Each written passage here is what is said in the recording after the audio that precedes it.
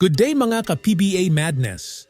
Ngayong natapos na ang semi-series ng Barangay Ginebra at ng San Miguel Beermen, ano ba masasabi ng mga taga-barangay sa nilaro ni Stephen Holt?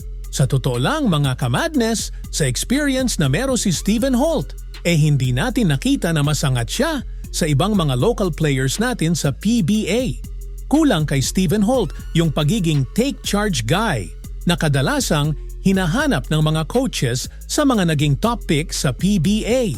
Halos ayaw tumira ni Stephen Holt, kaya hindi niya makuha ang pulso ng kanyang mga tira. Sa nagdaang series, kita natin na naubusan ng scoring threat si Coach Tim Cone, lalo na nag-focus na ang depensa ng Beermen kina Scotty Thompson, na hindi lang sa depensa kumakayod, pati na rin sa opensa, na hindi naman ito talaga ang role niya sa sistema ni Coach Tim Cone. At pati na rin si RJ Abarrientos, na talaga naman tinutukan na rin ni na Chris Ross at ni Jericho Cruz sa depensa. Mga ka-Madness, kung pumutok lang si Stephen Holt, posibleng nagbago pa ang takbo ng Ginebra sa semis. Dahil kung tutuusin, nagawa ng masolusyunan ni Tim Cone kung paano mapigilan at mabawasan ang contribution ni John Mar Fajardo sa game.